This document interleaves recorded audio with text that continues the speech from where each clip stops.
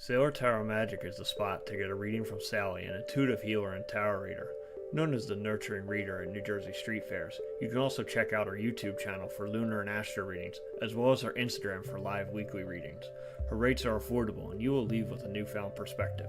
Sally is now offering an introductory class on tarot cards and intuition, and is available for parties.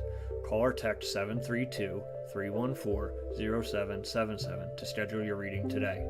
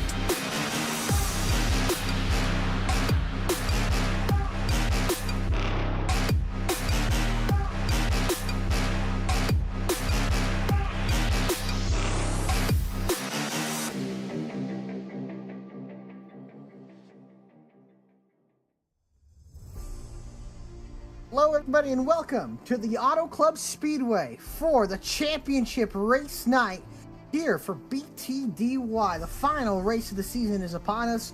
The championship all but locked up, but the racing action still one more to go here in Southern California. Good evening everybody and welcome live on VSPEED here. And joining in the booth here tonight, I'm Alec Martinez, the host, and as well joining me was my producer and co-commentator, Logan Third. Logan, great to be with you here again on another solid, amazing night here at Auto Club, and what has been a wild and crazy season. I have the champion determined, but still one more race at a great racetrack to go. Yeah, it's one way to just cap off an amazing season here. We've seen Jeff Wright take home 11 wins all season long. You know, looking at our car count here, it appears that it is locked in for the championship going to the driver of the 48. We'll just have to see really who's going to come out of this with bragging rights, but overall, just an incredible season. What a great track to end it all on. It sure is, and 200 miles tonight around this racetrack. Let's take a look at our track facts here. There's qualifying going on right now. Here located in Southern California at the Fontana, California to be exact. 2-mile track built and constructed in 1996. First race opened on June 20th in 1997 with the Auto Club 500. And this track, well, it stayed the 2-mile track till 2023 in February, where it held the final race that was won by Kyle Busch. But banking's not a lot of banking, but this track is wide. Every lane going to be usable tonight with 14 degrees of banking in turns 1 and 2 and 3 and 4. And of course, take a look at our race analysis here. 100 laps, pit road speed of 55 miles per hour.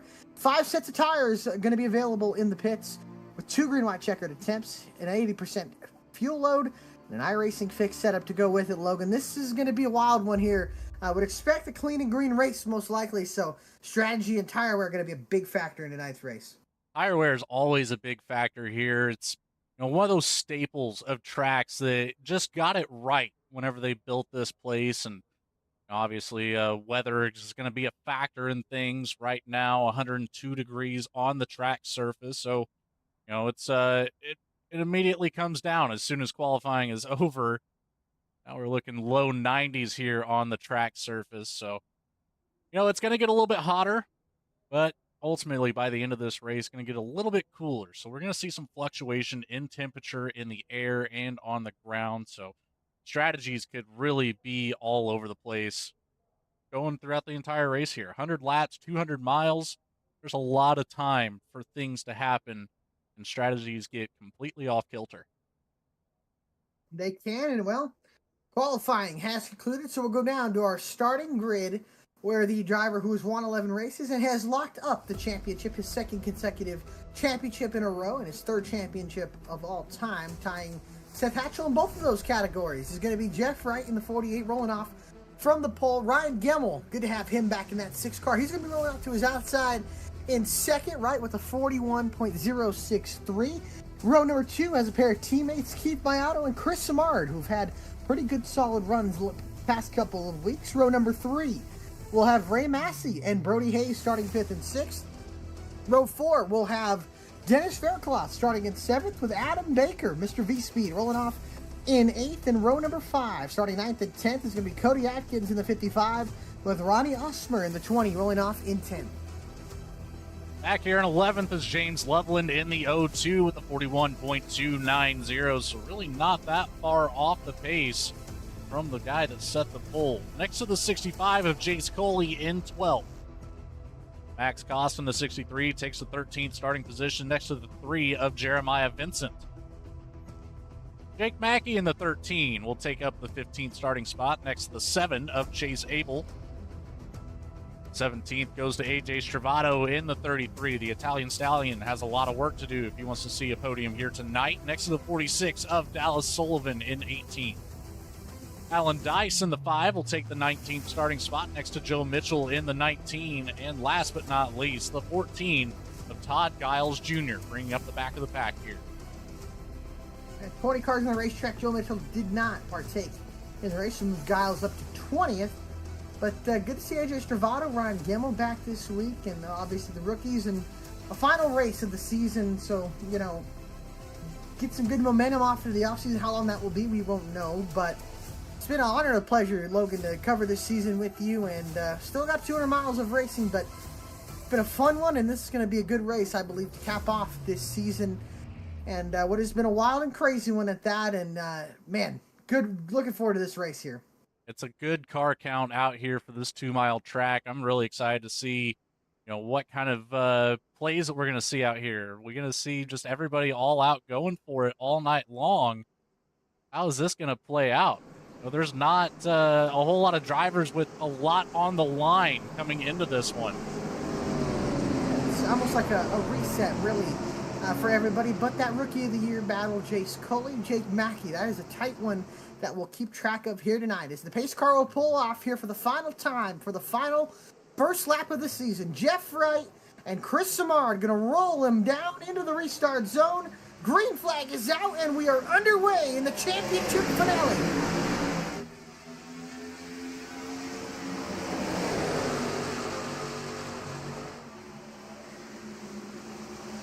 Now 3-4 wide. Gemmel, the second outside pole sitter, did not start the race. Moved Samard up into second, but now they'll fan out down the backstretch. Wright going to clear away from everybody But then it moves now Keith Mayato up to second. Brody Hayes already up to third, battling with teammate Chris Simard. 37 of Hayes looks to the inside now of Chris Simard. He'll get that advantage on that bottom line here. Plenty of room to move up in front of his own teammate there. So single filed out there in the top 4, but Dennis Faircloth was one of those drivers that sent it 3 wide initially into turn number 1, finding himself in 6th place, battling for 5th with Ray Massey to his outside. And look at this battle for the lead. Keith Mayato to the inside of Jeff Wright as they battle for 5th behind between Faircloth and Massey and Baker. Mayato trying to side draft that 48, pokes back in line as Jeff Wright keeps and holds on to the lead. And we'll see here as they go into turn 3 right hard into the corner. And now Mayato going to try to rotate that car and get a run, which he does have, and utilize the draft down these long straightaways here. Behind them, 3 wide. Coley taking to the bottom of the apron almost. Underneath Faircloth and Baker as Massey goes down to kind of shake the draft here, squeezing each other into one. Here comes Vincent and Osmer arriving on the scene now. 3 wide, 4 wide into the corners. Here comes Jeremiah Vincent around the outside, trying to get not 1, not 2, but 3 positions off of turn number 2. He's got all of them now down the back stretch, and he goes for the 3-for-1 special off of turn number 2. What a textbook around the outside for Jeremiah Vincent. He's got the room to come back down. He's right there on that right rear quarter of Ray Massey now, looking to the outside of Chris Simard. He's got not 1, not 2, 3, 4, but 5 positions in 1 lap as he gets a big shove from Dennis Faircloth, the 3 Budweiser machine, moving up through the field. Massey goes down hard into the corners, clears in front of Simard, but it won't matter because now utilizing that outside lane is Vincent, who can't seem to clear Massey. Faircloth goes high to get in line. He'll get 2 spots there. How about Koss trying to do the same thing Vincent's done? He's gotten 3 positions into turn 3. You see a line working, you might as well utilize it yourself. Max Koss doing just that. Look at that. The 3 of Vincent gets around Ray Massey finally and into the top 4. Hayes throws a little bit of a block, but Koss has been able to get a couple positions. He's gotten 4 in that last lap. Vincent got 5 the prior lap, and AJ Stravato, well, he's gotten 9 in the past 5 laps. So he's starting to move up. That HendrickCars.com 33 car, different paint scheme on the 33 than we're used to seeing, but you wouldn't be surprised seeing that one if you're a NASCAR fan watching Kyle Larson dominate in that paint scheme. And now he'll look down to the bottom on Chris Simard, who is really, really struggling here and has fallen back from outside pole sitter to now, 10th on the racetrack. Rough start for 77, but still a long race to go. We're only 5 laps into it. We know Chris Simard is always good at the long run pace. Definitely keep an eye on the 77. He is doing a good job, and I think it's funny. Ronnie Osmer is kind of falling behind those 2. He's looking up on Baker here, and contact of the wall. I think that was Vincent. He did, and now look at this. Massey poking out a line, taking him 3 wide into turn 3. We talk about how wide this racetrack is here at Fontana, and I really can't believe they got rid of it, but man, great racing here. Here comes Faircloth around the outside of Hayes. Won't be able to clear, although he'll have such a run off the corner that he'll have no choice but to take it, and now goes to the bottom, dips a tire just below the apron. Can't clear the 37, but he stays next to him into turn number 3. Got him, but Hayes crosses over into turns 1 and 2. Now puts Faircloth on the outside here, rolls reversed off of 2. But Faircloth holds on to the position. Hayes side drafting him down the backstretch here. And now on board with Ray Massey, who's going to see a red fender maybe poke up close and next to him here as he's side by side with Jeremiah Vincent here for 5th on the racetrack. And Faircloth and Hayes battling for what is 3rd on the racetrack. And this time, Faircloth going to use that outside momentum and take it away. And now he'll set his eyes on Keith Mayato and Jeff Wright, who has that oh so precious clean air. Clean air is going to be a big factor here for whoever wins this race. Jeff Wright finally able to get some separation between himself and 2nd place. Mayato back 0.3 of a second as they are coming down the back stretch. Ray Massey still holding the 3 at bay for now, but man, Jeremiah Vincent has a whole lot of speed to start this one out. He does, and Coley up to 7th. Another solid run on one of these ovals. We talked about him last week at Bristol. Had a great run going until he got into a late incident with Brody Hayes. And, well, another one tonight, as this is the interesting battle, too. Because who is Jace Coley racing in points for the Rookie of the Year? That purple car right there, Jake Mackey. Mackey currently running in 14th on the outside of James Loveland. He's going to have to do a whole lot more here if he wants to catch up to his rival here in the rookie standings. Loveland nearly makes contact there with the 55 of Cody Adkins through 1 and 2. Looks like Stravato may be making a move. No, that is Coley looking for another position. He gets it. Coley does get it, and he will move up into the 6th place position, although Vincent not willing to relinquish the spot just yet. As you can see, Faircloth really going high, wide, and handsome here, is now still side by side for 6th. Coley and Vincent battle, and here comes AJ Stravato, the Italian stallion, up into 8th as he battles side by side with Max Cost, and he gets now maybe clear of the 63-0 machine, and he'll clear up off of turn number 2. And a shout out to AJ Stravato, who just got recently engaged to his fiancée. So congratulations to both of them, as now he'll look to the inside of Vincent, and he goes up into 7th. Stravato not taking any sort of a qualifying effort. You knew he wanted to pass some cars here tonight, and he's doing exactly that in very early. Only 10 laps in, Stravato's up 10 positions.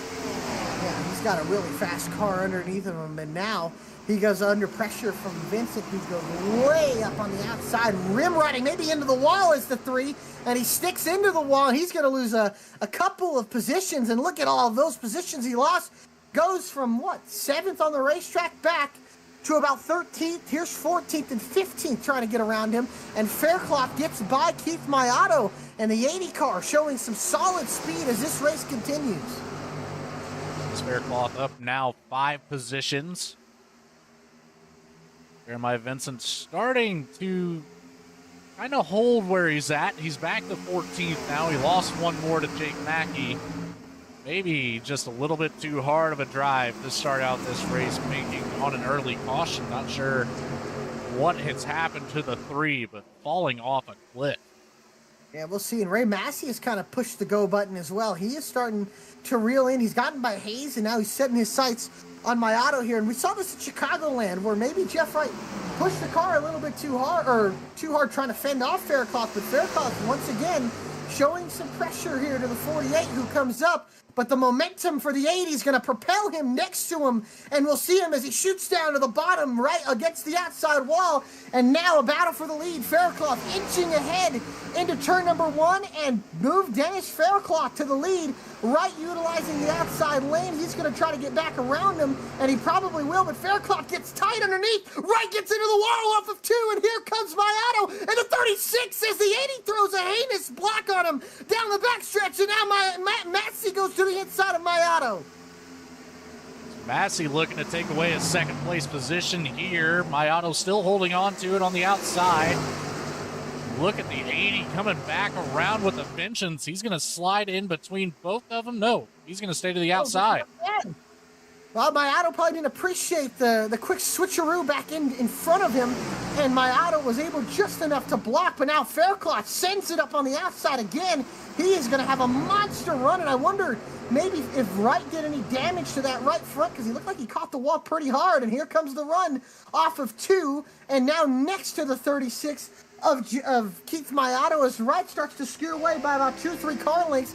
We'll see Mayato probably try to let the 80 go here and go back to Jeff Wright here. And Faircloth, I got to wonder, when is that cliff going to hit his tires? Well, if it's any sort of a indication from what we've seen from the 3, he's got about 8 laps to really push this thing, and then he needs to really lay off. Jeremiah Vincent's fallen back all the way to 18th now after we saw him up here battling for nearly a top 5 position. And Mayato gets back around to the outside of the 80, and I think if you're Keith Mayato, maybe want to let the 80 go and try to race Jeff Wright. You don't want to kill your own tires racing him here, but this time he's got a good run, and he's got a push from Ray Massey, and we'll see if he's able to clear Faircloth here into turn number 3. I don't think he will be able to, and Faircloth dives it in deep here. He's going to get tight on the bottom, no side force to the 80 car here, and here comes the run from the 36, and Jeff Wright holding on to it here on the inside. Nearly contact between Massey and Faircloth. With a tight side draft there on Massey to Faircloth. I think we're starting to see that cliff start to happen here. And here comes Hayes now to the bottom. He's going to get 2 for 1 into turn number 3. Although Massey's going to get tight on that bottom, and Faircloth's going to roll that outside lane. Here comes Coley as well. Oh, he shut the door on Faircloth's run. I wonder if he gave any damage to himself, but he might have punched a hole in the nose of the 80, but he'll get 2 for 1 off of 4. And now Massey trying to squeeze up ahead of the 80. Here comes Coley into the picture. Some phenomenal racing to get this race going out here. Oh, Faircloth might have got the wall there. Coley trying to side draft him down the backstretch into turn number 3. And here comes AJ Stravato into the 33, up into from 7. Has now closed on to this battle. Otto getting closer and closer every lap by. Oh, there's a hit.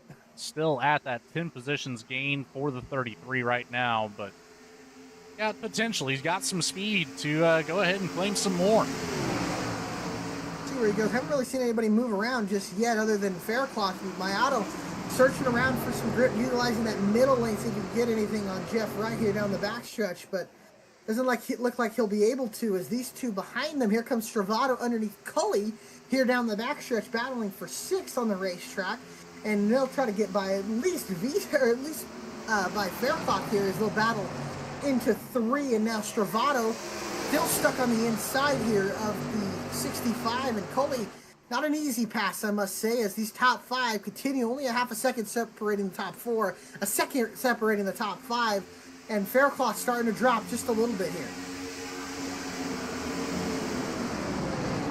There's that wall that we had mentioned that we saw the 3 fall victim to. Now all the way back to 19th. There might have been the last car on the lead lap who was all the way up here at the top of this field. That is an insane fall off on those tires. Yeah, he was running inside the top 5, and Coley, I want to throw out as well, Max Cost, not a rookie, but he was battling for that 13th spot in points, first driver outside of the chase, but as Coley, he's going to get up into the wall there, and that Rookie of the Year battle is tightening up, at least tightened up after Bristol, where Coley only has 4 points separating he and Matthew, who's currently running 18th right now. He's doing a good job, at least, getting that honor, so we'll see if he can keep it throughout the rest of this race, as Stravato got by him there off of 4, and now he looks like he's going to try to get by Faircloth off of 2. 33 looks faster. The inside here on the back stretch, AJ Stravato. See how high Dennis Faircloth keeps it up. He doesn't. He lays way off of it. He's going to try to get back to the inside here on corner exit. Stravato's going to keep that door closed as long as he can. There we go. The 33 officially in the top 5. Yeah, top 5, and now Stravato gets by Faircloth here down the front stretch. Faircloth giving him a bump draft there into turn number 1 and sends Stravato on his way into the California sunset. As now battle for the lead here, right under pressure from Keith Mayato. It makes you wonder, maybe that wall hit that Jeff Wright took, if it pushed in that fender. And now here comes the run. Mayato pokes out a line, help from teammate Hayes into 3, but Wright's going to get down to that door, try to pull the air off of the 36 here. But right now, doesn't seem like he has the run, as he'll try to use that momentum from the middle lane, and he will use it to his advantage and get by. And now Mayato can't seem to hold off Hayes, because here comes Hayes to the outside corner panel of the 36. 48 and Hayes works has been back able up to the top there, right back down to the bottom. Looked like he was maybe trying to block any potential run from the 37, or really just maximizing the arc through 1 and 2 here. Hayes going to be back to the outside. He's going to get the run down the backstretch on his teammate, and that's going to be an easy pass here. Keith Mayato slide right back in line behind the 37. And we've seen Mayato have really good pace here, but he hasn't had the pace that he had earlier this season that has really been where Jeff Wright and Brody Hayes have had. And we've seen one guy be able to really take the fight up to Jeff Wright in terms of battling for the race win, and that has been Brody Hayes in the 37. Keith has been a consistent top 3 driver, but he just hasn't had the speed that he's had compared to the beginning states or the beginning start of the season and middle of the season when we close up the season finale. So this time, though, Jeff Wright opens the lead up to 0.3 of a second, and the top 5 only separated by 1 second as Jeff Wright has a second gap over Stravato, 0.7 of a second over Massey, at 0.5 over Mayato, with 0.3, almost 0.4 over Hayes. And how about Adam Baker on the bottom, getting by, or trying to get by Faircloth, who has been a tough nut to crack to get around on the outside as he continues to really hold down guys and use that momentum. That's exactly what we saw there. Adam Baker felt necessary to run as bottom as he can get. Didn't even make any sort of an attempt to come up the racetrack on corner exit, leaving Faircloth plenty of room as he is way high up on the track, nearly on the wall. Baker just can't seem to get the drive down the back stretch or across the front stretch to really do anything. He's kind of stuck in limbo right now as he's locked door to door with the 80 of Faircloth. That high line just has so much momentum on corner exit. It does. Baker's got to clear up here, and now Faircloth's going to shoot up to the outside. Now he's going to push Adam, which is a fair, respectful move. I respect that because Baker's kind of got to get a move on here.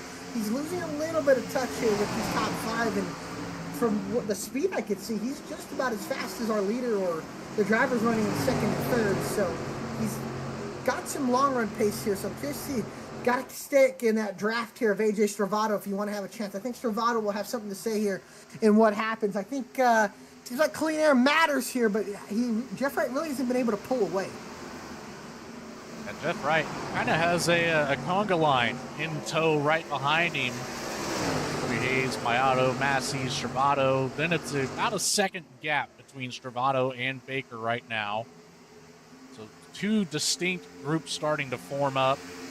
It's like possibly even a third just a little bit further behind, starting here with Max Koss. Running right now with Al Sullivan and Cody Atkins. Alan Dice in the picture as well. Ryan Gimmel still hasn't been able to work his way up through the field. 3 wide through turns 1 and 2. Max Koss around the outside. Gets him now behind them. Sullivan and Atkins battling as Alan Dice a little bit behind them. And Gemmel, who started from the pits, I'm surprised by that, has caught back up to the end of his field, but he's sitting in 16th place position. So not sure how that works. Maybe a penalty he had to serve earlier this season, but struggling right now is Gemmel, and he's trying to get some practice to work himself up through the field here as Ronnie Osmer now moves up into 8th. Remember, these guys still battling for points inside the top 5, at least in points. So we'll see as, Brody Hayes, I think, might have got the wall there off of turn 2, battling, or at least in second, but we'll see. Looks like he'll keep going as Osmer gets clear of Faircloth, who now you can start to see falling off just a little bit here. Al Sullivan getting stuck up on the outside. Here's Atkins and Dice look to make it, nearly 3 wide here between them. That door closes. Atkins still on the bottom. Dice now moves to the high line here behind the 46. And it seems like the outside seems to work a little bit better in 1 and 2 than it does 3 and 4. I think just the way you can utilize it here. You can see guys moving around a lot more in 1 and 2 than you do 3 and 4. Everybody seems to be pretty obedient to the bottom here. You see guys kind of using bottom, middle, top, anywhere in 1 and 2. But as this track cools off, that bottom's going to get better and better. But we'll see, and who knows, even if the bottom's taken in the sun, those billboards start creeping up here as the sun sets, and that top lane will get some grip. In 3 and 4 especially. It's Chris Samard back down turn 3 quite a bit. Got a nice smooth entry there, made up all the ground that he lost to Ronnie Osmer. Now back out to the outside. Dennis Faircloth looking to make the same move if he can pick up a little bit of draft help. Osmer just holding it down low, forcing everybody to go around the outside. They want to get around that Firelight number 20. It's going to be hard to. He's on the bottom. Samar going to carry momentum off the top, and this is the battle for 7th on the racetrack as Baker starting to reel in that second part of the first pack, I would call it. Osmer starting to have some pretty solid long run speed. That last time was the second fastest car on the racetrack as battle for 2nd between the teammates Hayes and Mayato starts to pick up here. And that top 5 kind of breakaway has not really separated too much. It's been within a second of each other from 5th to the leader, Jeff Wright. So not a lot of movement in the top 5 in terms of passing-wise, but man, time-wise, they're all pretty close to each other. That's going to be the most important thing as we get to the back half of this race, is just staying close. You can save your tires or you can push them as much as you want, but ultimately it's just, you got to play keep up. You want to have a chance at the end of this. See what this 80% fuel capacity does here tonight, shaking up the strategies on the track. Be a one-stop race, potentially a two-stop race, depending on how you want to attack it. You got to think, how much longer is in these fuel tanks? Like I said, 80% fuel load. I got to think pit stops coming up here in the next 5 to 10 laps, and I would see more with like 5 because of how much tire falloffs are in these cars. And shortcut could be very powerful, and so can the overcut as well. So when do these guys want to bring it in and pit? Now we are nearly 2 seconds off of the qualifying times already. Last Adam time Baker's by, pit. it looks like our fastest lap on the track was a 42.7 last time by. Yeah. Oh, no, contact. Contact between the teammates, and that's going to cost them some time as Hayes contact with Mayato, and look at Travato shooting the middle here, trying to get 2 spots. He wasn't expected to get maybe 3 here as he tries to shoot the middle of the teammates. Mayato gets tight on the bottom. Hayes going to utilize that outside lane, but that half a second gap goes to a second immediately, but some heavy damage to the 37 of Hayes. Massey looking low to the bottom. That kind of bought Jeff Wright some escape and breathing room here, and we'll see as Massey shoots to the bottom of Travato. Travato takes that line away, and he gets up to 2nd from 5th, and Massey might lose that spot back because he got tight on that inside, and it really hurt the momentum. Killed all the momentum there for the 23. What a turn of events up here in the top 5. Now this is going to give Adam Baker a little bit more hope here. See if he can make his way back up to the back bumper, but Jeff Wright able to separate now by about a second. That could be what Jeff Wright needed to get away and buy himself that extra lap to stay out if any of these drivers were willing to short pit here, gain a 10th that last set of corners. And see, this time by here is the lap times. Now you got Travato and Clean Air, who I thought might have something for right here. So we'll see here in terms of lap time where these drivers stack up. And like you said, it did bring Adam Baker more into the picture here, who's kind of closed up on these guys. Stayed at about 2 seconds from right here. And lap time wise, Jeff Wright 43.0. Everybody now into the 43-second bracket, but Baker in the 47, who has some good long run pace. So closing in that gap, if he pits now, he would get the lead. But we'll see if any of these top 5 can really go. I'm really worried about the performance of the 37 of Hayes now, who has left rear damage. And any sort of damage here, especially at Fontana, could be race ending just because of the long straightaways and how much downforce matters. That downforce is your best friend, and that's why all this clean air up at the very front of the racetrack in the pack. Here they come. 2 of them coming in. Jeff Wright coming in, your leader. Massey's coming in, Samard. Everybody, look at Adam Baker on the bottom. Really cut it short there. He actually gained a bunch of time. Chris Samard did as well. Look at this. The whole field, it looks like a caution flag came out with how much guys are pitting. A little bit over that 33 laps, so it looks like... speeding on pit road, it looks like. Oh, bad luck there for the 23. Oh, he misses box, too. That is not what you want to have. And now leaves Travato and Hayes on the racetrack. Osmer still on the racetrack as well. Looks like Travato going to be bringing it in this time. Hayes coming in, and so is Osmer.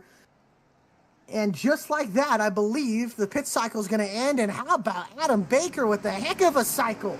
Jumps 6 cars and goes up to what will be 2nd. And that is going to be to Jeff Wright. And Wright has now a 2.5-second gap. We'll see how that goes as Travato is into pit road, into his pit box. As he misses it, that could be a costly mistake.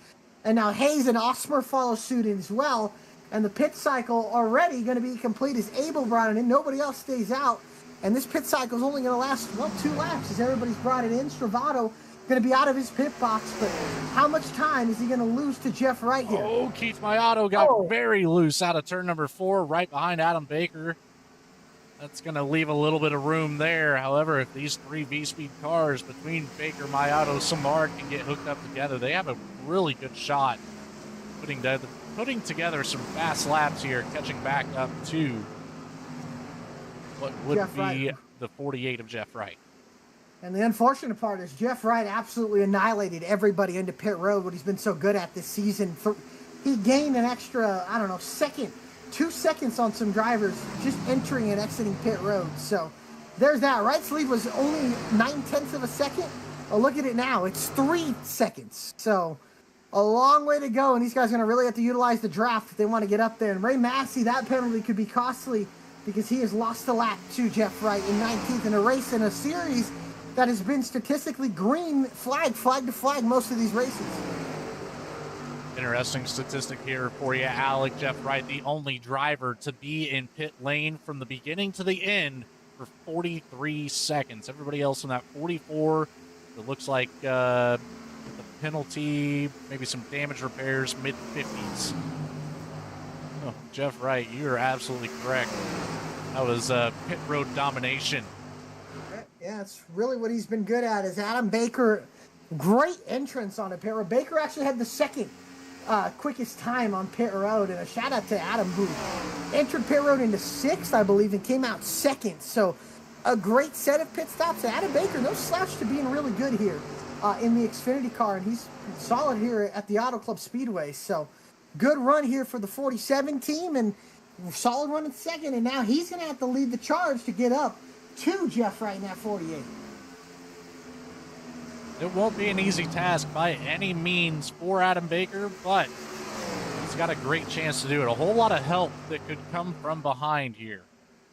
Yeah, he could really get pushed down these straightaways. I think that's the key for Adam, is to just get kind of shoved by everybody, get pushed by, and kind of towed along here. And you can see it, just down the straightaway, they gain about 2/10 just from pushing 3/10 that last time. And Jeff Wright, I gotta think he's doing maybe a super save strategy, but that last lap, a half a second off. So these boys really making up some time. And Gemmel starting to slowly but surely work himself up to the field. And we talking about him. He was supposed to start 2nd, had to start from the pits, and still barely outside the top 10, but battling here for 10th with Alan Dice. So good rebound here for the 6 of Gemmel.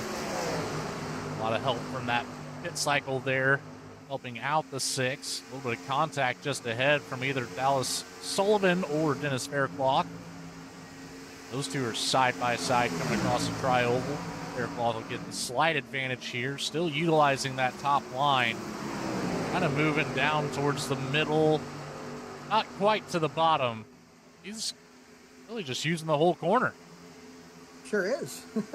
And Hayes, here's the 37, Brody Hayes, who had some damage, I think, from contact with his teammate Keith Mayato, and really costed them that half a second gap that we were thinking that they had there, where to keep Jeff Wright on his toes. And now you can see the bumper cover kind of separated from the fender, the rear fender, or quarter panel, excuse me, and that is really hurting, I think, the performance of that 37 car.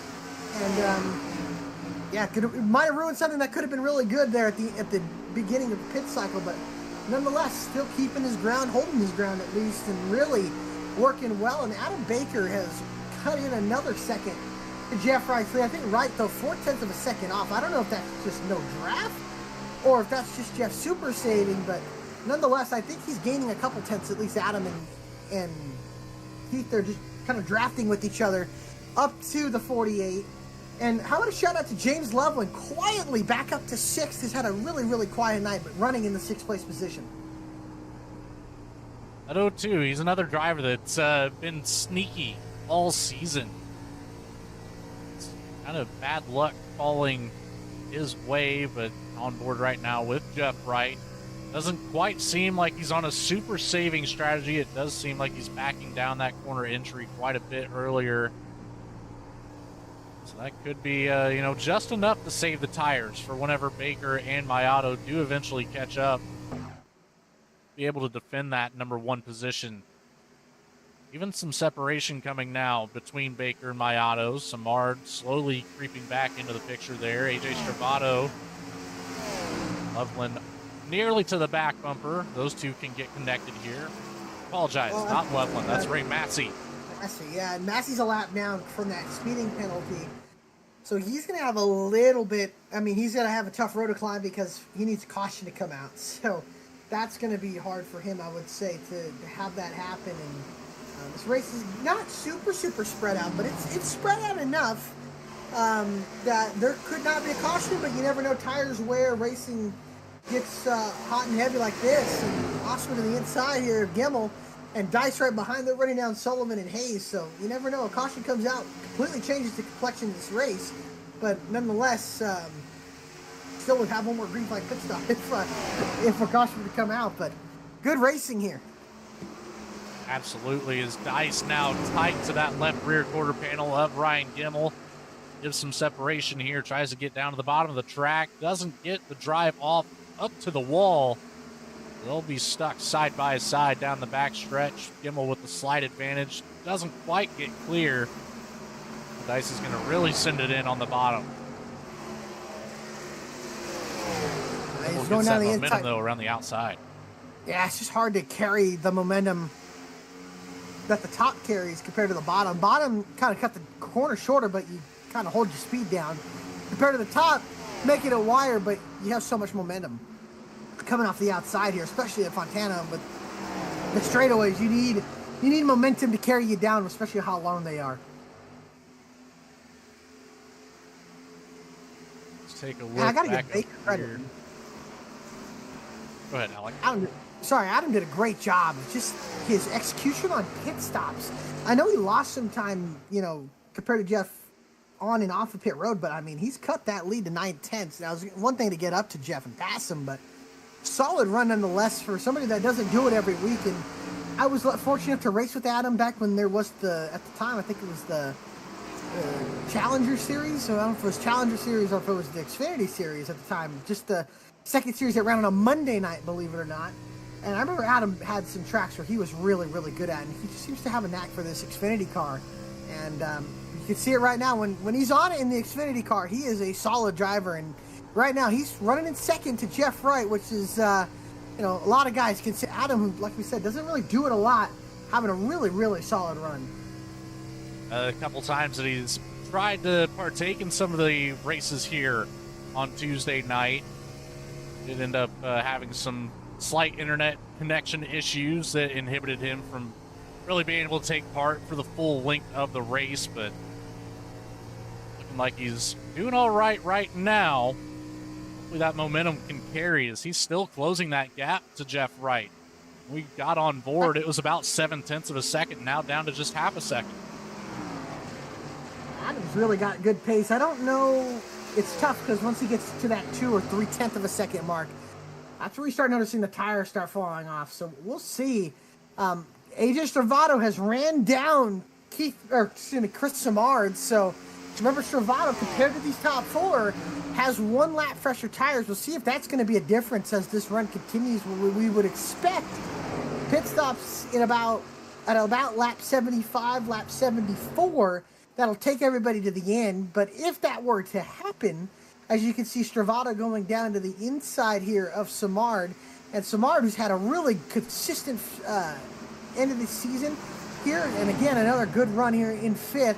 Stravato now going to get by and move up into 4th. Stravato, really, we haven't seen him a lot this season, but good to see him. Different scheme than we're used to seeing him run. But if you think that scheme looks good, you'll see it again on Saturday in the NASCAR Xfinity Series, where Casey Kane will come back and race for RCR this weekend. So that's going to be cool to watch. But Stravato, really good pace, long run, and now with a little bit fresher tires than everybody ahead of him, maybe the overcut could be the way to go if he can get by the 36 and the 47 and then set his eyes and see if he can capture Jeff Wright's lead. Finding clean air is going to be so important for the 33 if he wants to take advantage of that 1 lap difference. Otherwise, it's not as helpful. You're still going to have that plateau about lap 17, 18, 20, somewhere in there on the stint, already closing in starting lap 15 here on these tires for most of these drivers. It's getting close to that point where the tire difference doesn't make much of a difference. And it all depends on how much can you save these tires, because sometimes they, like you said, they fall off for a second and then they hit a cliff. And it all depends on how you save your tires to when you get to that cliff, because if you hit it right, and even one extra lap can really mean a lot. We see it places like Darlington, we see places like here at Fontana. And I'm trying to think, I mean, the spring race at Bristol last year in the Cup Series, how much would just one lap matters if you're falling off 2 to 3 seconds worth of pace over a consistency of a run. So who knows? Well, that'll be the difference here, maybe, and who gets to win this race and who doesn't here. Is this is a good battle. This is 7th, 8th, 9th, 10th, 11th, and 12th, if you want to add Alan Dice here, all racing together. Here is good battle here. And Hayes, I got to think that damage starting to affect him a little bit there. No, there's more damage as he catches the outside wall. So that corner exit is really hurting the 37 right now, specifically out of turn 2. Saw the 80 machine catch back up there momentarily. Looks like even with that left rear damage, though, Cody Hayes able to get away, get a little bit of separation. I don't know. It's tough to say. It looks like all 4 of these guys directly behind just close up so much down the front and the back stretch.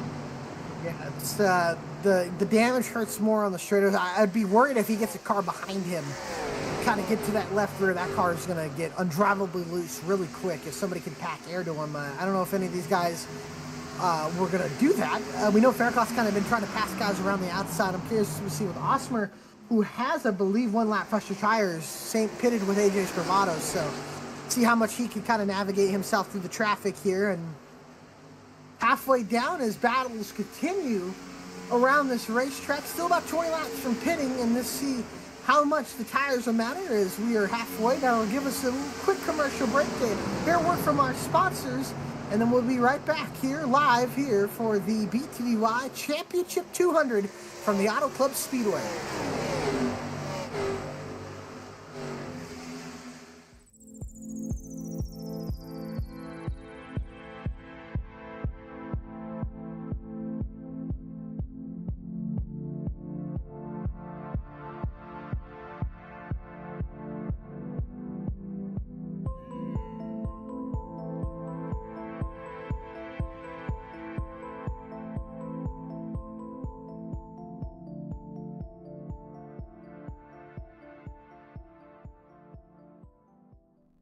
Sailor Tower Magic is the spot to get a reading from Sally, an intuitive healer and tarot reader.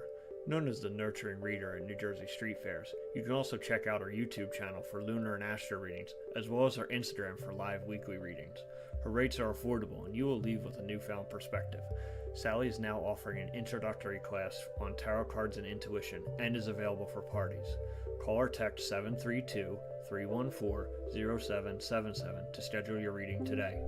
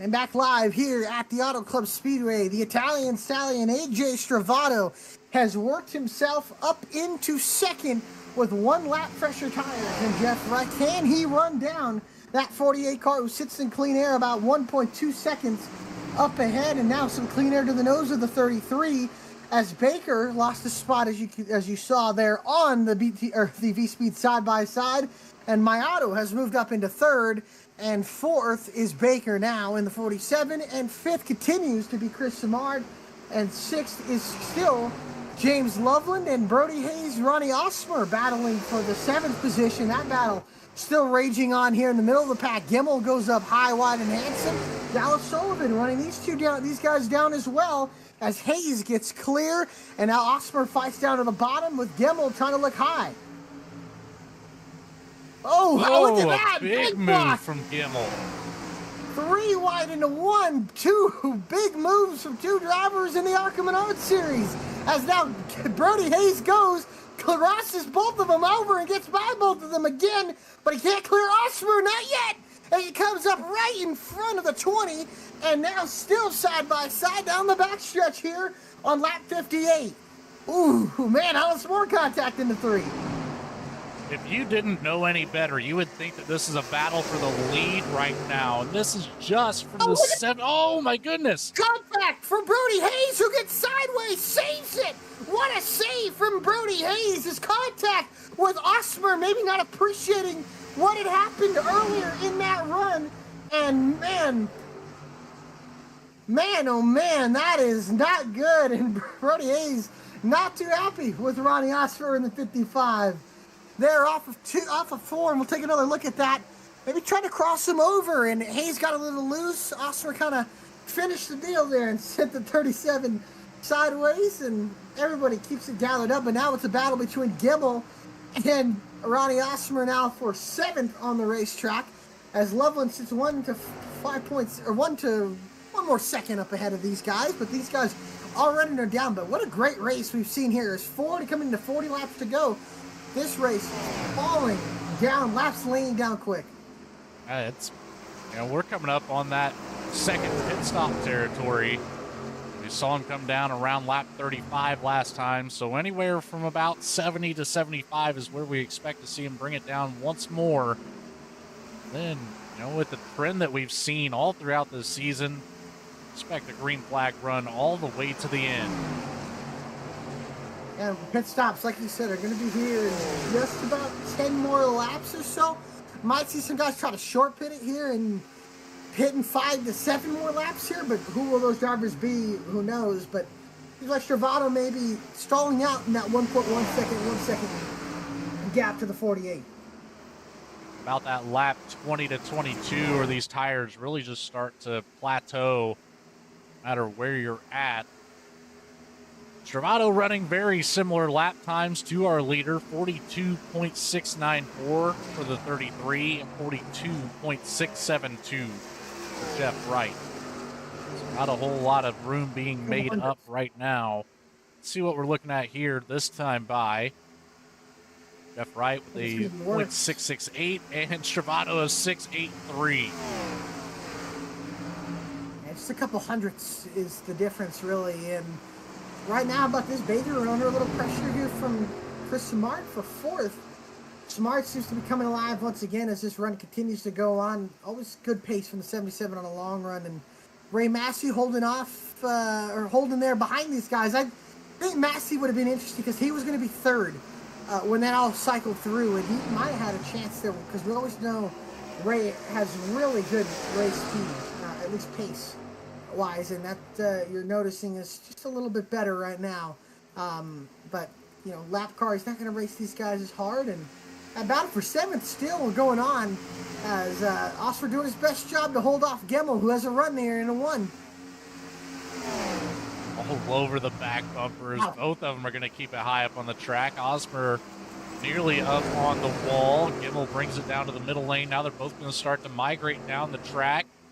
Try to use that banking to their advantage, get a little bit more speed off of the corner, right back up to the top, and you can see Osmer did it just a little bit better here.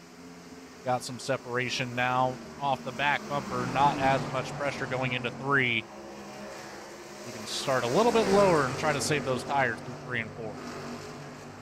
And he looks like he's going to have a nice run, Gemmel will, but we'll see if he's able to close up down the front stretch as Osmer tries to go shake the draft off behind them. You can see the sun's starting to settle with the glare getting a little bit worse into turns 3, and you can see into 1, the sun really shining on these race cars here as Gemmel goes high. Osmer tries to take the line away now, trying to maybe air block him a little bit here, but can, in the Xfinity cars can still manipulate the air just a little bit here as Gemmel now getting a nice run down the backstretch here. See if he'll do anything with it. He's going to keep it up high as Osmer brings it back down to the bottom of the track. This will be the moment here. Will Osmer be able to slide up in front of the 6? He's got the room to do it. Oh, Gemmel goes to the bottom. A little bit later than I was expecting. All the way down to the apron is the 6, and this time he'll swoop back up the track and clear the 20 of Osmer and move Ryan Gemmel up into 7th as Osmer goes way up the racetrack, tries to diamond the corner across the 6 over, and don't forget the 46 and the 5 closing on these two. This is a great battle, and as these guys battle each other, they are running down the 02 of Loveland, and here comes a run back on the 6 for Osmer as he looks low to the inside of Gemmel. Can't seem to do anything with it, and Gemmel slides up the racetrack a little bit, but he used that momentum. Using that high line to get the drive away across the front stretch and down the back. See the separation there. It's about a car length and a half. It equates out to nearly 0.2 of a second. Osmer backs it up quite a bit more this time through 1. Yeah, we'll see if he's able to kind of get the run that he got the last time. I don't think he will. Closes up a little bit, but maybe he's able to keep that run going here down the back stretch as he'll go into turn number 3, and we'll see if he'll poke a nose out. He does get some clean air to the nose as Gemmel continues to run a little bit higher than the 20 of Osmer. Just can't seem to go all the way and clear him as here comes Adam Baker to pit road. 47 the first. Picks up a black flag. Way hot into pit road. Yeah, that's unfortunate. He might get to do the end of Adam Baker's race there as he was going to come in. But unfortunately, that is going to be cut short because he is going to have to serve a black flag for pitting too fast entering on pit road here. And everybody's still battling the top 4, separated by 3 seconds. I think Mayato's the only one that could try a successful undercut in the hope maybe it'll work here. And Chris Simard still staying on the racetrack. And now, Travato's cut a couple tenths out of Jeff Wright's lead this time, down to an 8 compared to Jeff Wright's 43.0. There we go. A couple tenths there for Stravato. A couple tenths here. Gemmel into pit road. Sullivan into pit road. Cody Atkins into pit road. I think Mackey stays out. Abel staying out. And now what do these drivers in the top 5 decide to do?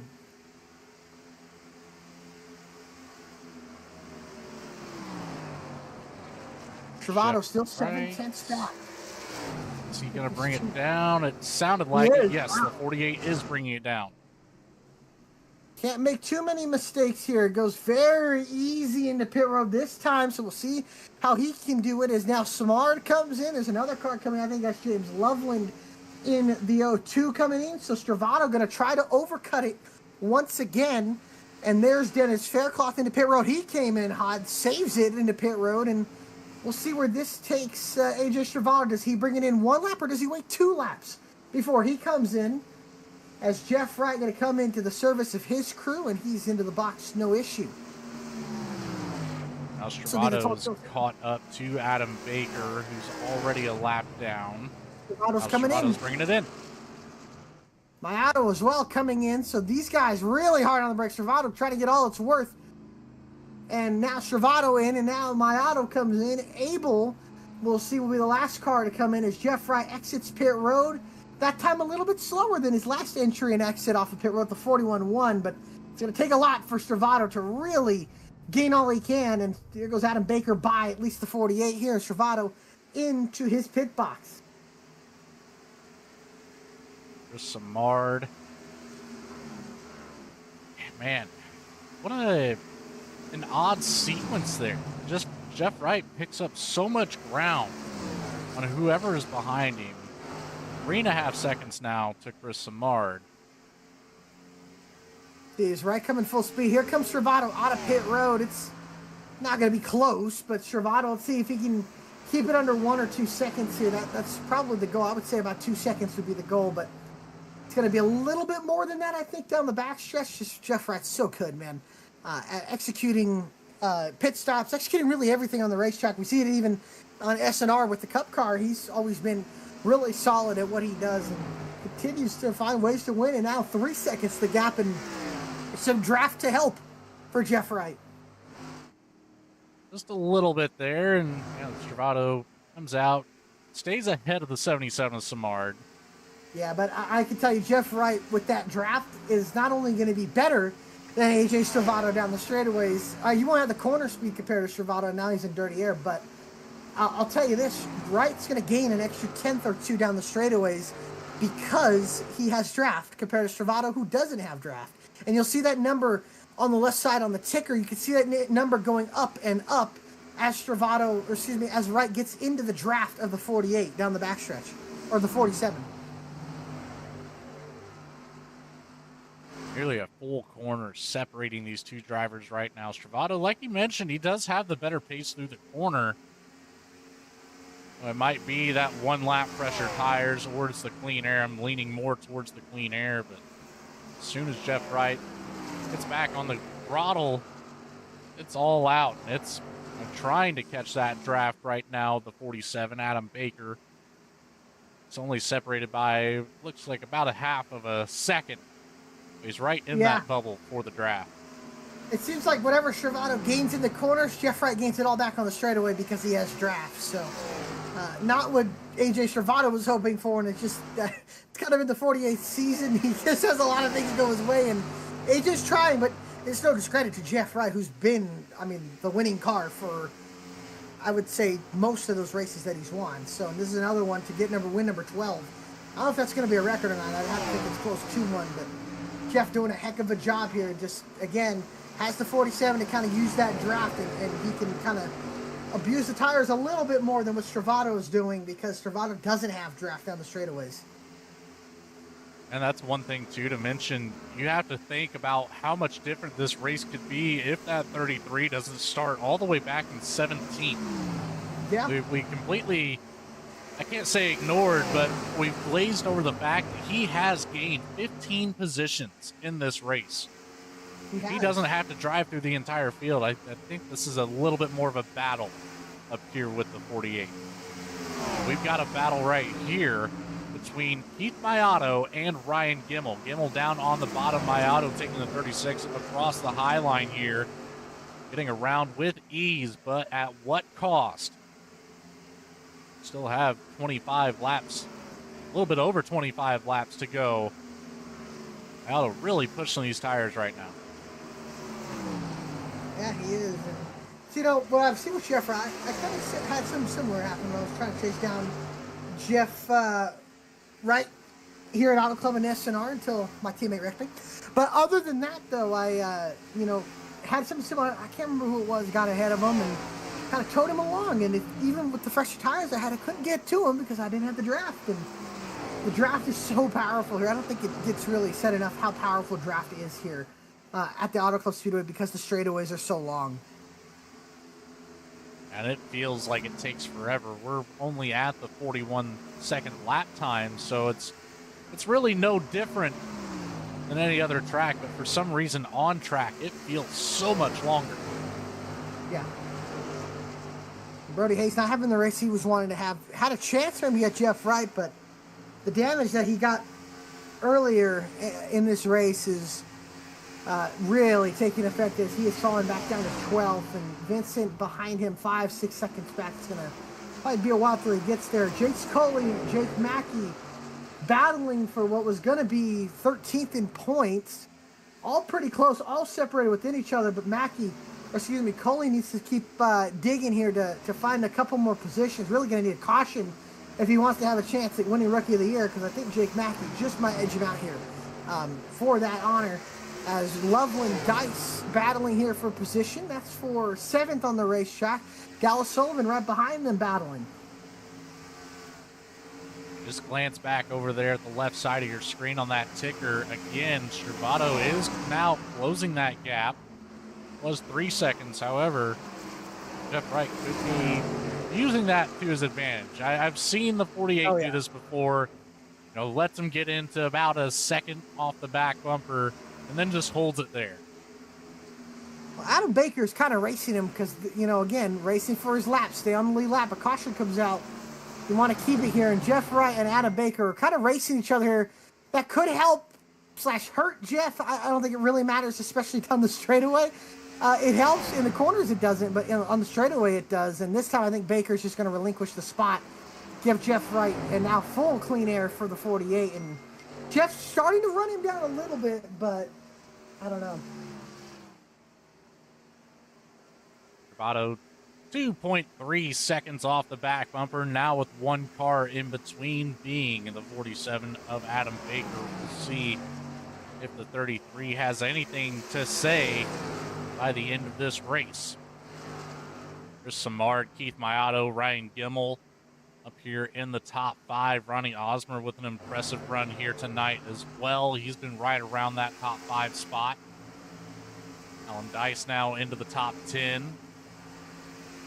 Still battling back here with the 46 of Dallas Sullivan.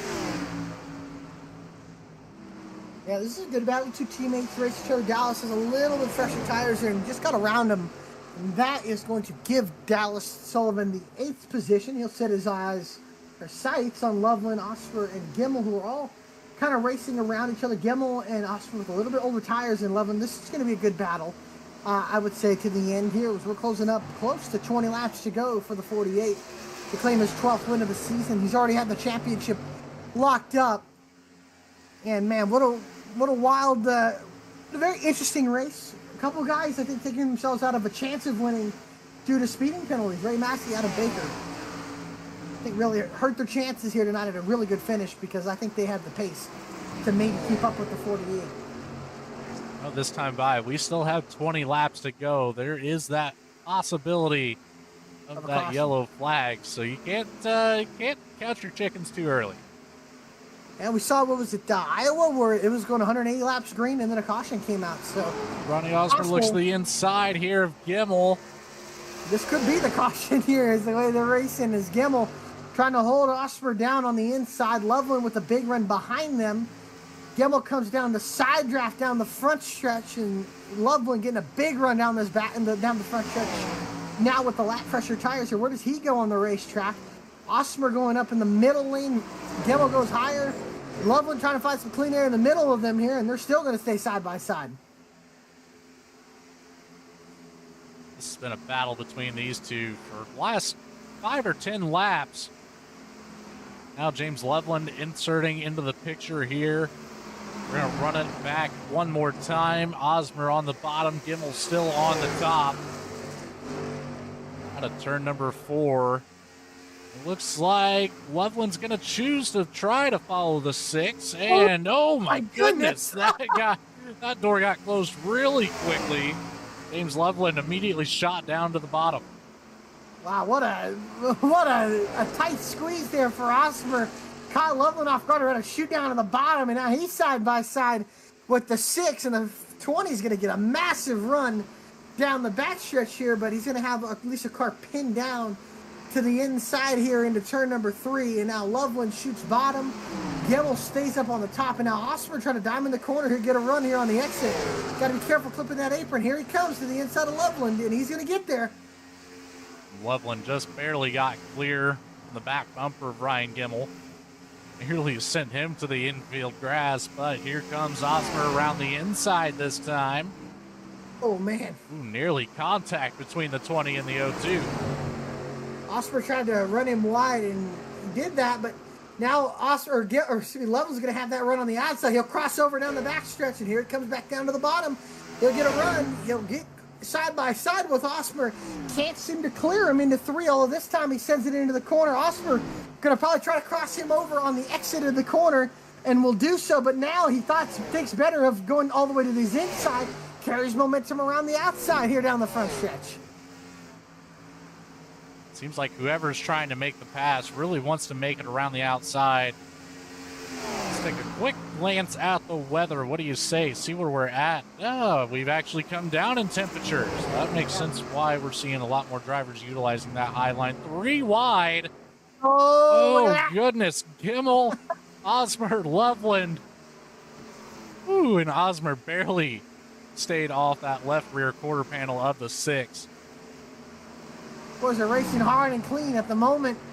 Comes Loveland back down to the bottom. Osmer's going to have a big run. Down to the bottom, can't do it. Clear off of the corner, and Gemmel stays up ahead of Osmer, and then Loveland stays behind in 7th. Coming to 15 laps to go. Oh man, Osmer's got to be really careful cutting down like that. Yeah, that was nearly a self-clearing incident there. This being the closest battle, really the only battle we're seeing. Looks like Dennis Faircloth starting to catch back up to the 55 of Cody Atkins. Well, we got a little bit of a lull in the action between these guys. Let's go take a look at that. Here comes the 80, the Micro Center, Toyota Supra. All over the back bumper, looking for the outside line, just like we've seen with the battle ahead of him. And he's going to get down to at least to the inside here, or excuse me, to the outside here, and he'll get by Cody Atkins here. Down the front stretch as they continue to race each other hard here. A little side draft here into turn 1. And I think here off of 2, we'll see Faircloth able to utilize that momentum here around as Cody slides it in hard. Faircloth will go over to cross him, and I think that might be all she wrote, at least for the 55's defense going into turn 3. As, man, the race between Gimbel and Osmer is really wild and intense. I'll tell you that, is these guys still battling, trying to hold each other off. They've almost made contact a couple times here, and even Loveland has made contact with Osmer as these guys continue to race with 13 laps to go. Travato has cut into that lead of Jeff Wright, but still fluctuating 1.3, 1.4. He really hasn't cut all the way off of it yet as Osmer goes all the way. Diamonds the corner, something you don't really see a lot at Fontana, but he's really making it work, and I really do like what he's doing here. And here he comes with a run down the backstretch. Hey, if you got to try something different, now's the time to do it. It's the last race of the season here, Alec. It's no holds barred. Back down to the bottom, covering off Loveland. I don't think he's going to get as good of a run as he had hoped to get here to get to the 6 of Gimmel. Won't be able to do so. And now, like I said, 1.3 seconds separating Jeff Wright and AJ Travato. Good thing for AJ Travato, he's kind of got a pusher with them down the straightaways with Adam Baker here as Osmer continues to work on fighting and getting around the 6 of Gimmel, and the teammates Sullivan and Dice really battling as I think both of them got up into the wall there off of turn 2. Look back here at the 46 and the 5. A little bit of separation between them now. Just up ahead of them is that battle between Gimmel, Osmer, Loveland. Other than that, pretty well spaced out through the rest of the field. Auto Club gets spread out. 20 cars, that's not bad, but if you have 40, it's a lot more cars to have battles with, especially at Auto Club. So, but Xfinity cars, they get spread out here. The better cars will get up to the front, and they've already gotten there. And good battle, rookies battling, 2 rookies battling. Chase Abel and Jace Coley, who's starting to struggle here. And Coley is going to fall back to 16th here if Abel gets by him. And Abel, good solid showing there at Dover in his first career start, then backed up with the top 5 at Atlanta. So solid running there for Chase Abel in the 0 car, and Coley using that outside lane, going to stay ahead of him for the time being. And Jeff Wright's going to come 10 laps to go here in this BTDY season. That has been a wild one for sure. That it has, and looking back at the statistics, couldn't quite get a correct count on it this quickly, but I think that a 12th win here will tie the record for most wins in a season of BTDY. And who has that record for the most wins? That would still be the 48 of Jeff Wright. 48 of Jeff Wright, okay. I can't remember exactly what season it is, but it's been a couple years back. I want to say it was 12. It might be 13. Okay. Because I know last year he got a lot of wins, but it wasn't 12. I can tell you that. And Ronnie Osmer up into the wall there this time, and I think that might do him in for any chance at Gemmel because he might lose a spot to Loveland, who gets tight on the bottom and almost washes up into him. Loveland had to get out of the gas there, and Osmer's able to hold on to the spot for now. He's really going to have to focus on minimizing those mistakes, so if he wants to stay in the 6th position here to finish out this race. But up ahead, Chris Simard's caught back up to his teammate, Keith Mayato, looking to the inside for the 77. Mayato riding the wall. Yeah, Simard's going to get that position. Good work there, and Chris Simard looking to go, what, 3 podiums in a row? I believe so. Yeah, good run of that. Mayato's not done, though. They're going to be side by side here for 3rd down the backstretch. Ooh, little close quarters racing between the teammates. Into 3 they'll go. Mayato gets the position back, but we'll see what Simard does as he goes to the outside, or at least the middle lane of the 36. Mayato's really, really loose here. And now Simard's going to have a run. He'll shoot down to the inside here and see if he'll take the run. He decides to stay behind him, at least for now, and push him down the front stretch.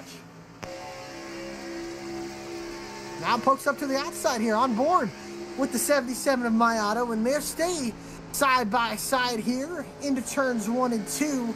And off of 2, we'll see if he can roll down the backstretch, roll the momentum, and I don't think he's going to be able to. He'll still be in the draft, but not going to be enough. Could be holding on. He, made that pass once. He knows it's able to be completed. Now it's just possibly holding it in the back pocket until that last lap comes out. Behind them, Osmer and Gemmel back at it again because Osmer has caught back up to the 6 and the 55. And these guys all closing back up to each other, getting better. The battles are getting closer here, and that lead cut just under 1 second for a moment and then back over as Wright started to push a little bit harder here. As Osmer goes way up high that time, I think he got the wall and he got it good. Still in the wall. Here comes Loveland with the run, and now Loveland won't be able, or he'll have a massive run. Now he'll poke down to the inside, and Gemmel doing a good job holding these guys off, and this time Loveland might be able to clear Osmer here into 3, but Osmer fights hard on the outside, keeps it there, and now Loveland can't get up. Still pinned to the bottom, and it is door to door. Bottom line, the 0-2 starting to fall off just a little bit. Osmer doesn't quite get clear into turn 1, so he's going to hang it way out high on the track once more. Carry that momentum. Loveland's going to have to throw a slide job here off of 4. And he does. Oh, look out! He's to the wall! Contact there. They saved it, though. No caution. I don't know how. It was immediate contact to the back bumper and the wall for the 0-2. It's almost like you had glue on the tires. It didn't look like it moved at all. No, now 5 laps to go here from the Auto Club Speedway. Jeff Wright, a second lead over AJ Shervado. Shervado really hasn't been able to gain a whole lot. Gets to maybe 9/8, and then it just kind of dwindles back on the straightaway because Jeff Wright starting to catch more draft from the 63 of Cost, a lap car. So we'll see how much that'll affect Jeff Wright if he gets there. Mayato still just a little bit ahead of Chris Simard, his teammate, and Gemmel just a little bit ahead of Ronnie Osmer, who's just a little bit ahead of James Loveland here. Now 4 laps to go, and the front 2 still separated by about 1 second, 9/10. And we'll see if he can gain any more here off of 4s. Oh, Chris Simard really got the wall there off of turn 4. Not going to help the case for the 77 to get back to podium position here. You saw Max Koss look like he was trying to keep it low to stay out of the way our lead lap drivers, and then immediately the 48 of Jeff Wright came down to the apron right where he was, picking up as much draft as possible. Yeah, it's just a cat and mouse game right now between first and second. Shervado trying to break that 1 second gap. Wright trying to keep it above it. It's just teeter-totters, back and forth. It does, as Wright finally gets clear of Cost to put him a lap down. As Shervado trying to gain anybody he can. 4 to go. Abel trying to finally complete this pass on Coley for 15th on the racetrack. And he finally does so with 3 laps to go in the race. And Gemmel still trying to hold off the 20 of Osmer, and then the 02 of Loveland. Those guys have kind of gotten a little more spread out. The 55 Atkins running 11th, Faircloth running in 10th. Two teammates of Dice and Sullivan in 9th and 8th, and these guys kind of 4/10 separating them.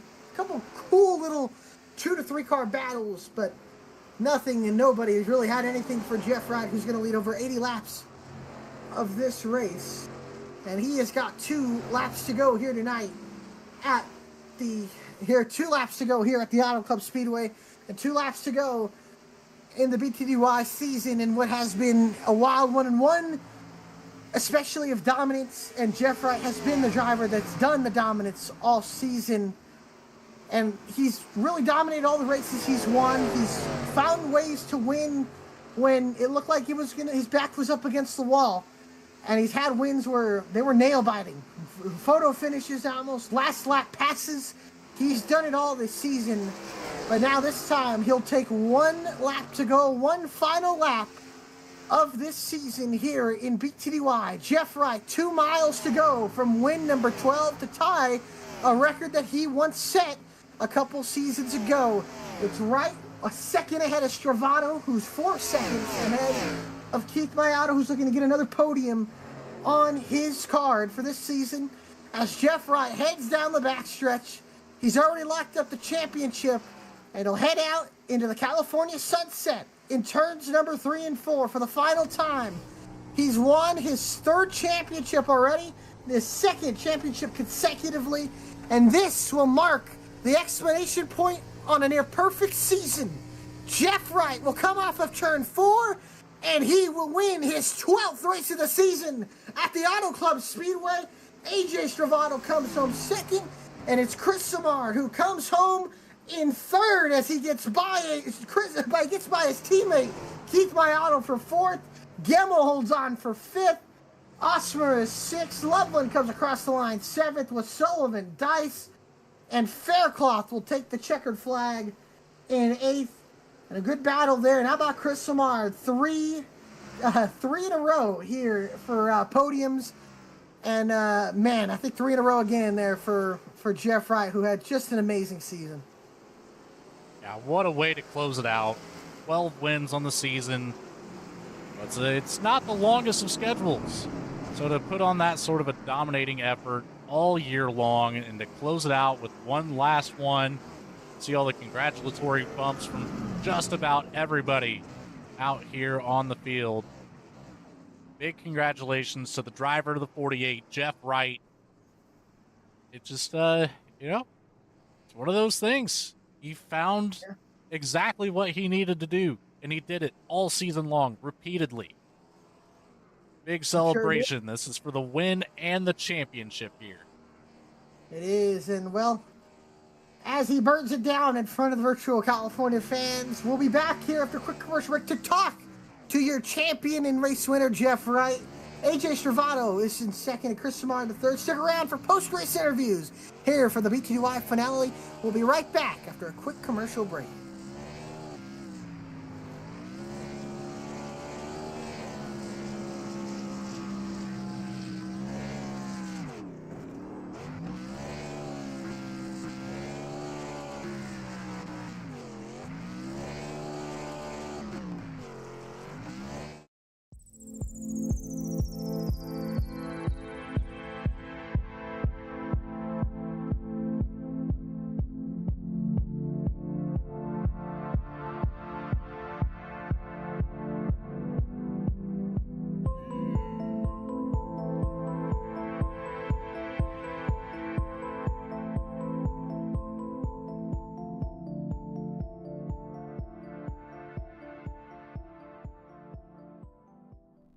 Sailor Tarot Magic is the spot to get a reading from Sally, an intuitive healer and tarot reader. Known as the Nurturing Reader at New Jersey Street Fairs, you can also check out our YouTube channel for lunar and astro readings, as well as our Instagram for live weekly readings. Her rates are affordable, and you will leave with a newfound perspective. Sally is now offering an introductory class on tarot cards and intuition, and is available for parties. Call or text 732-314-0777 to schedule your reading today.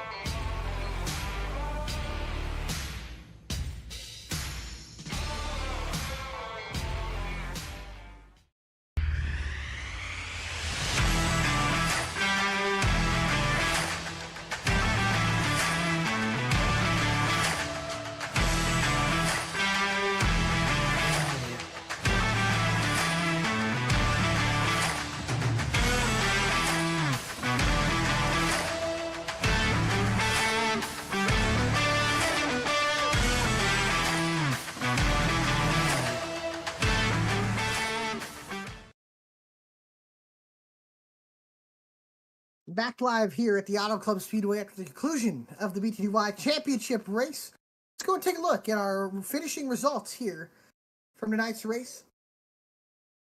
Jeff Wright was the pole sitter, led about every lap, and was the winner here tonight en route to his third championship of his BTDY career. AJ Stravato, the biggest mover of the race, the Italian Stallion, comes home in second. Chris Samard comes home in third. Keith Mayato was fourth with Ryan Gemmel in fifth. Ronnie Osmer was sixth. James Loveland seventh. Dallas Sullivan was eighth. Alan Dice was ninth. And Dennis Faircloth was 10th. In the back half of our field, Cody Adkins makes his way to the 11th position here for the 55. Brody Hayes, not the night that he wanted to have by any means, finishes out here in 12th. The 13 of Jake Mackey takes home 13th. Jeremiah Vincent with a strong start.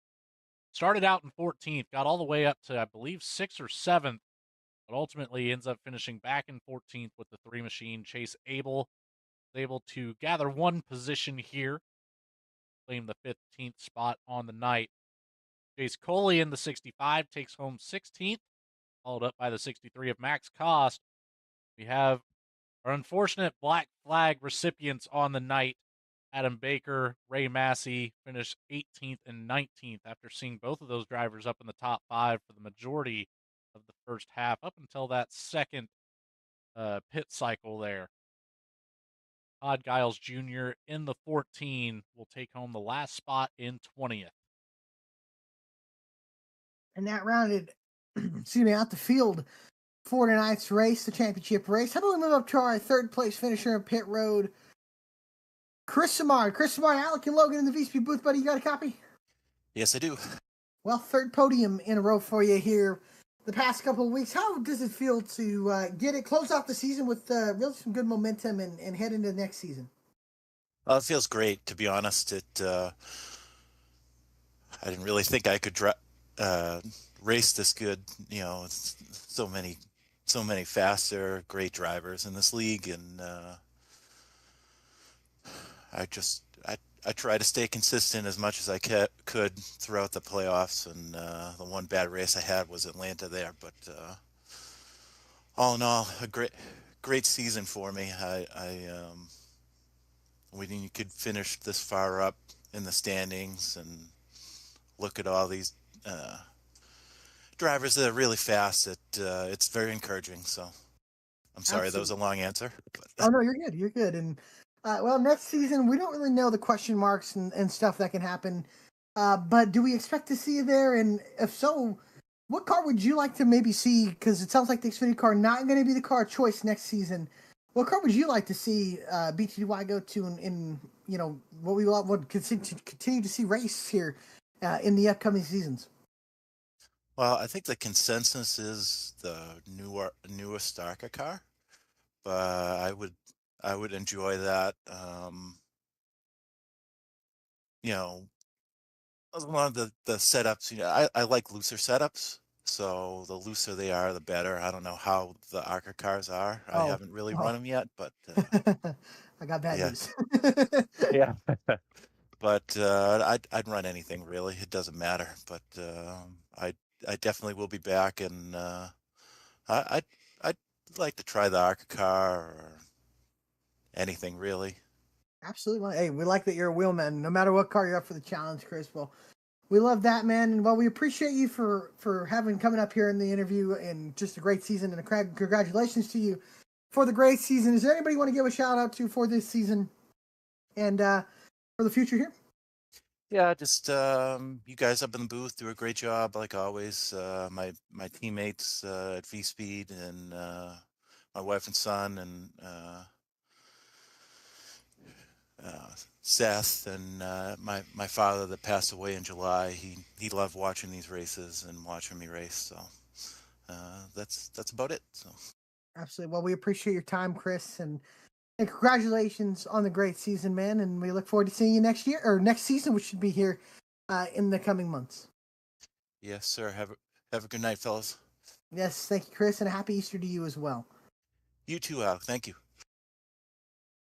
And that's Chris Samard, our third place finisher here tonight. Thank you for that as well. And I'll move up here a couple I guess a couple feet down here to AJ Stravato. AJ, Alec, and Logan, the VC booth, buddy. You got a copy? I got a copy. Well, man, P2 here again, and that a little bit different 30 feet looking car, looking like the Casey Kane car that'll race this weekend at Rockingham. How do you feel, or what more did you maybe need to get to Jeff here at the end, even overcutting him the last couple of stops?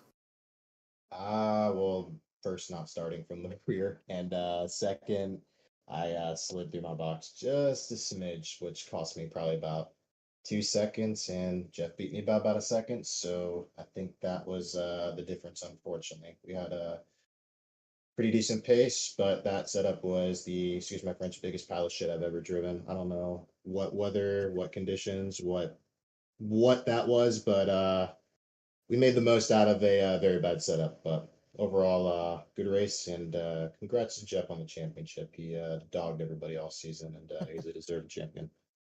Absolutely, AJ. And for next season, though, I was going to ask you, do we expect to see the Italian Stallion back next season? And if we do, there's consensus about different cars being used for BTDY. What car would you personally think would be the best to have for the next up-and-coming seasons? And what you think for everybody would be the best? And if so, do we expect to have you next year?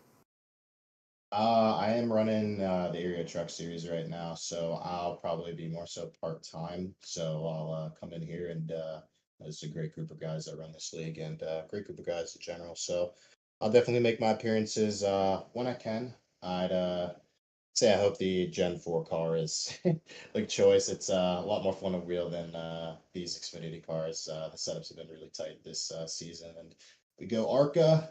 That's it's a yikes, because it'll be even worse. So in terms of tightness, but overall, I'll still make an appearance and support these guys no matter what they do. They're a great group of guys, and I've been racing with them for 4 or 5 years. So it's only right to continue to support. Absolutely. Well, we appreciate your time, AJ, again. And anybody you want to give a shout out to here for this season and just what's been going on for you? And again, congratulations on the, I know you got an exciting, I guess, next couple of years. You just got engaged. So congratulations to you and your fiance. But anybody you want to give a shout out to here for tonight's season? I appreciate the kind wishes, Alec. Thank you. Just Jeff for being a well-deserved champion and a great overall guy. It's good to have a champion like him represent this great league. And just all the league admins who make this league happen. Cody, Alan, all the guys, Nick, Starlin. Hope to see him back soon. And just you guys on VSPEED for doing a great job. Always enjoy watching you guys put on a great broadcast no matter the league. So I definitely look forward to looking back at this one and seeing me dice it up through the field a little bit. Okay, absolutely, AJ. Well, we appreciate your time, man. We hope to see you again next season. And till then, happy Easter this weekend, and we'll see you eventually here in the coming months. Yes, sir, brother. Have a good one. All right, you too. Thank you, AJ. And that's AJ Stravato, the second place finisher in tonight's race. We'll go to victory lane and championship stage, technically, is what we should call it here. And Logan is standing with our champion and race winner, Jeff Wright.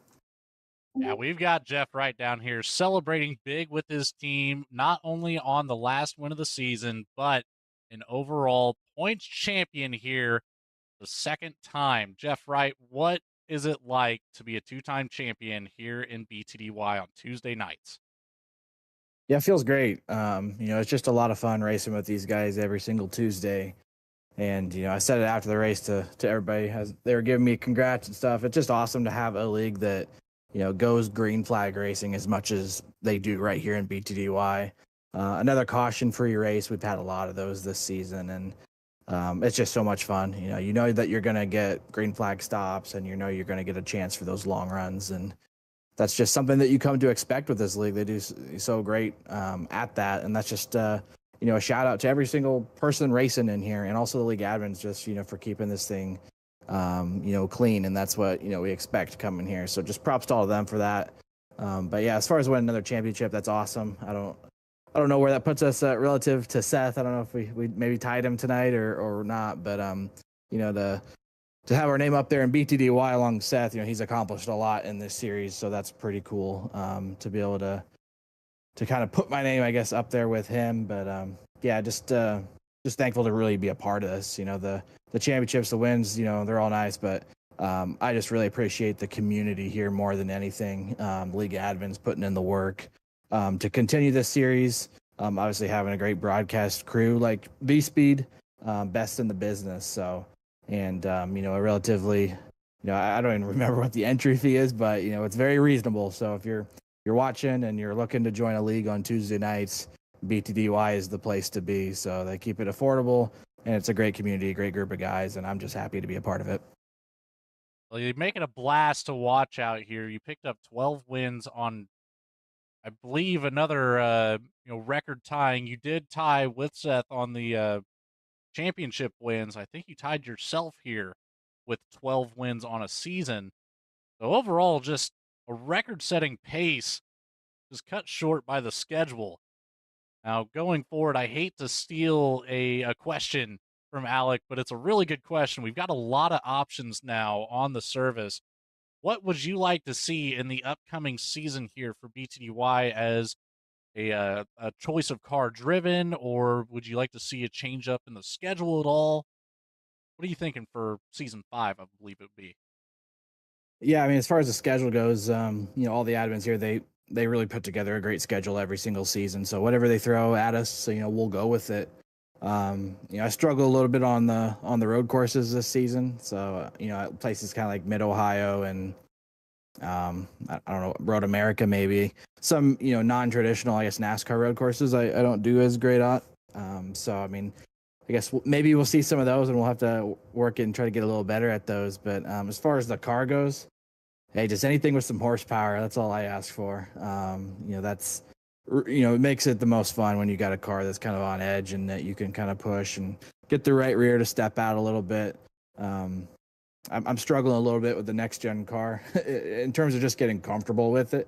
So I'd say in a perfect world, I'd say either we stay right here at the Xfinity car, which probably won't happen, or I'd like to see maybe that new Gen 4 car coming out.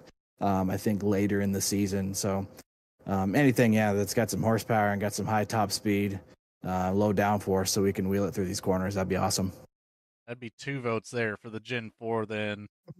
So I can't say I blame you. It sounds pretty exciting. Ready for that one to drop. But Jeff Wright started out on the pole tonight. You led 96 laps.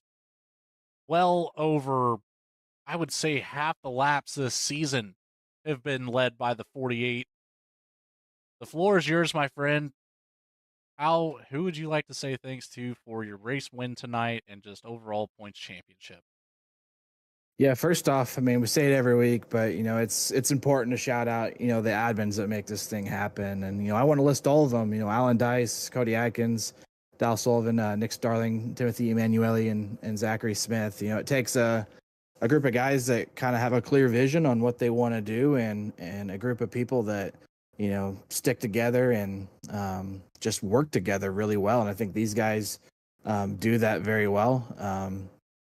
Sometimes you can see leagues head in not so great directions, and from ever since I've been here, these guys have they've been on it. They're so good with the scheduling, creating a great community that people want to come back to.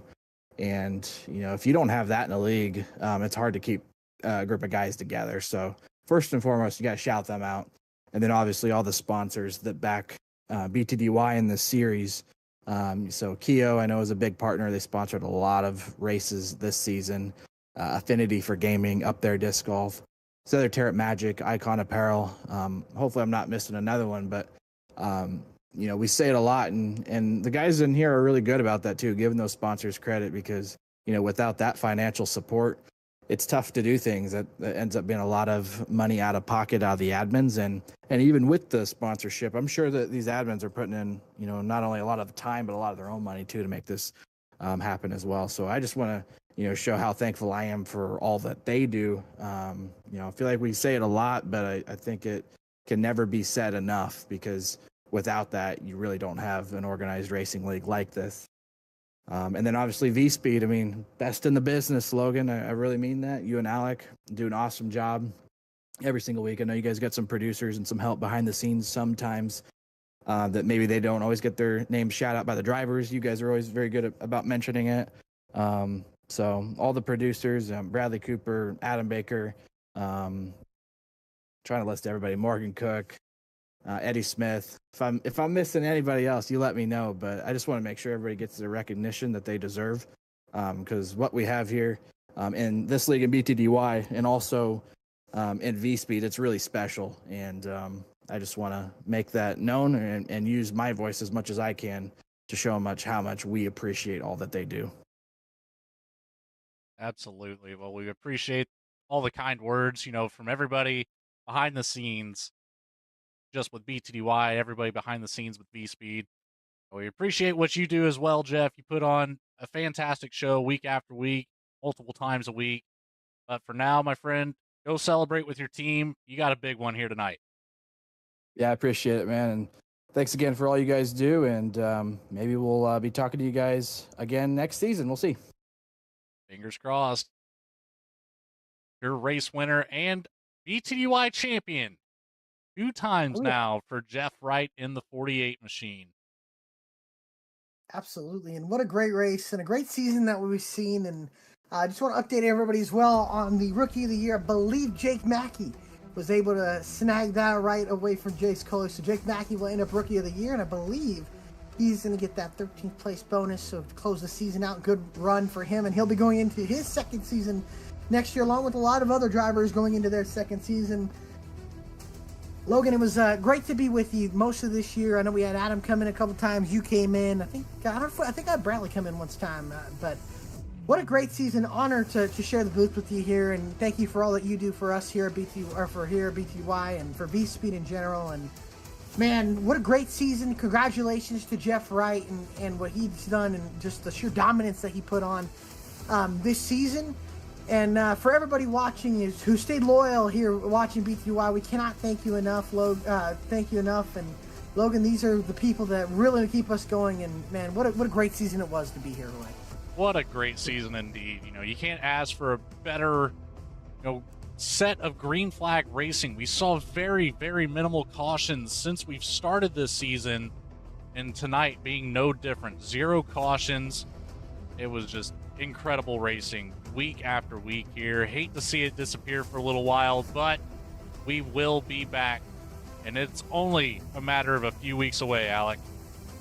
It is. It's only a matter of a few weeks, maybe even a month at most. But what a great season it's been. Again, thank you to everybody here at BTDY for all the admins that have done this, all the sponsors here, Sailor Magic, KHIO, Affinity for Gaming, Up There Disc Golf, and Martin Sports. Can't thank them enough for all the sponsorship that they've done throughout the season. And for all you viewers who are watching, thank you guys for the support, and we wouldn't be where we are without you guys. And again, for those that aren't subscribed that are watching, please do, to get all the updates for VSPEED for the coming weeks, to fill the void of BTDY, so to speak, and enjoy all the great racing production that VSPEED has to offer. But until then, have a wonderful week and happy Easter, and we look forward to seeing you back here in the coming weeks. Stay tuned to our social media to where you can find out when BTDY comes back. But until then, congratulations to Jeff Wright, and congratulations to BTDY on another amazing season. On behalf of everybody at VSPEED, Adam Baker, Bradley Cooper, Logan Thurkel, my name's Alec Martinez. Until then, have a wonderful night, and we'll see you in the coming weeks.